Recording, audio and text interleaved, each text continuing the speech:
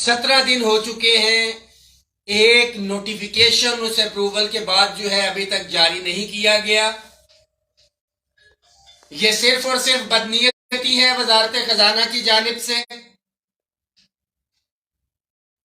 आज सख्त अल्फाज अदा करने पड़ेंगे क्योंकि मुलाजमीन का जहां पे 1 से लेके ग्रेड 16 का इशू आता है तो बहुत से मसाइल खड़े हो जाते हैं।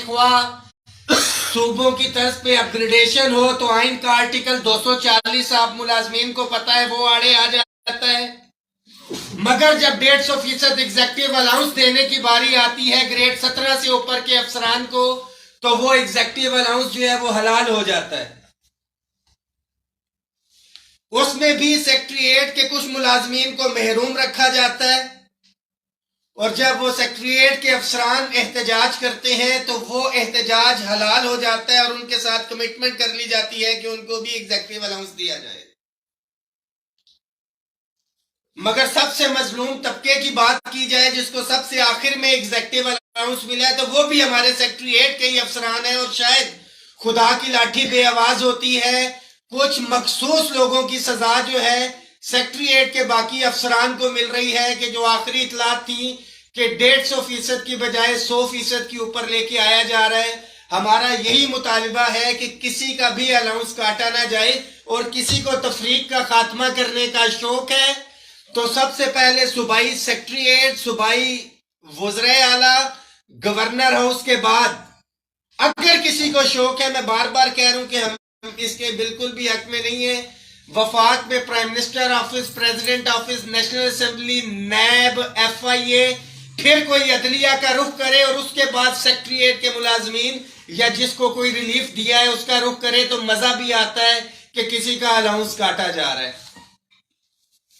जो सबसे मजलूम होता है इंसाफ की लाठी उसी के ऊपर पड़ती है और इसके जिम्मेदार आप मुलाजमीन हैं जो अभी भी सोशल मीडिया के ऊपर बैठ के देख रहे हैं। आपके हकूक की लड़ाई all government employees grand alliance के प्लेटफॉर्म से हमने 10 फरवरी 2021 को आज से 2 साल पहले लड़ी थी, जिसमें तमाम सूबाई व वफाकी मुलाजमीन इकट्ठे थे और इसके समरात ख्वाह डिस्पैरिटी रिडक्शन अलाउंस की सूरत में हो, एडहॉक रिलीफ जम करवाने की सूरत में हो, हमारे सूबाई मुलाजमीन भाइयों को भी मिले और वफाकी मुलाजमीन भाइयों को भी। और पे एंड पेंशन कमीशन बना था। आप मुलाजमीन को बताता चलूं कि 2.5 साल के बाद उस कमीशन की रिपोर्ट आई और वो 100% आपके हक में कि house rent medical convince allowance में 100% इजाफा किया जाए और जो डिप्राइव मुलाजमीन है डिस्पैरिटी रिडक्शन वाले उनकी तनख्वाहों में 70% तक इजाफा किया जाए।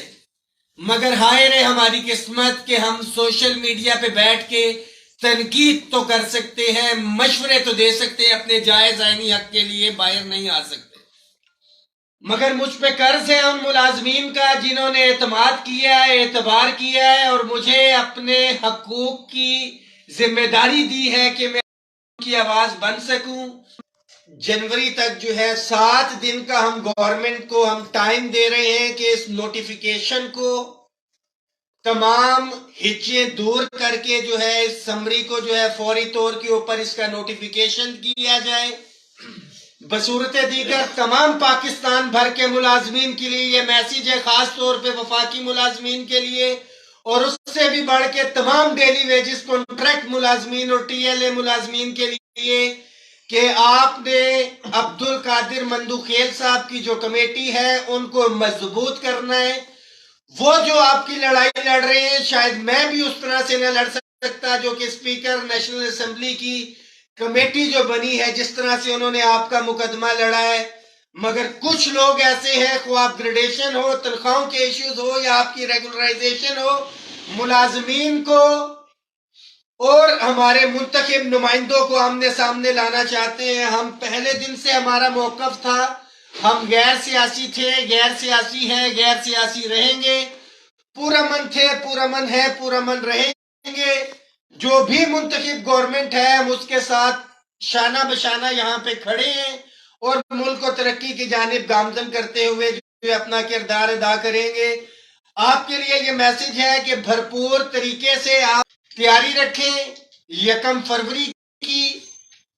फरवरी को تمام یونینز ایسوسییشنز مل کے اگر معاملات حل نہیں ہوتے تو آئندہ کا لائے عمل دیں گے. آج دھرنے کی تاریخ کا اعلان اس لیے نہیں کر رہے کہ کوئی ہمیں یہ نہ کہے کہ یہ ملازمین جو ہے حکومت کو بلیک میل کر رہے ہیں, ملک کی حالات بہت خراب ہیں. پرائم منسٹر نے جو اپروول دی ہے جس سمری کی اس کا فل فور نوٹیفیکیشن کیا جائے. پہلے بھی کہا تھا کہ آپ ٹویٹر کے اوپر اپنے اکاؤنٹس بنائیں. کل انشاءاللہ تعالی 7 بجے سے لے کے 9 بجے تک جو ہے ہم اپنا ٹرینڈ چلائیں گے جس کے اندر ہوگا we want regularisation, same scale, same pay, no discrimination in pay, اور اگر ضروری پڑا تو پھر مہنگائی مارچ ہوگا. یہ ہیش ٹیگ ہوں گے ہمارے, اور اس میں ٹیگ ہم نے اسحاق ڈار صاحب کو, احسن اقبال صاحب کو, پرائم منسٹر آف پاکستان کو ہم نے ٹیگ کرنا ہے. اور کل انشاءاللہ تعالی مجھے 100% یقین ہے کہ تمام سیاسی جماعتوں کے جو ہیش ٹیگز ہیں یہ پیچھے رہ جائیں گے, کیونکہ ان کا کوئی ذاتی ایجنڈا تو نہیں, کسی کے لیے ہوتا ہے.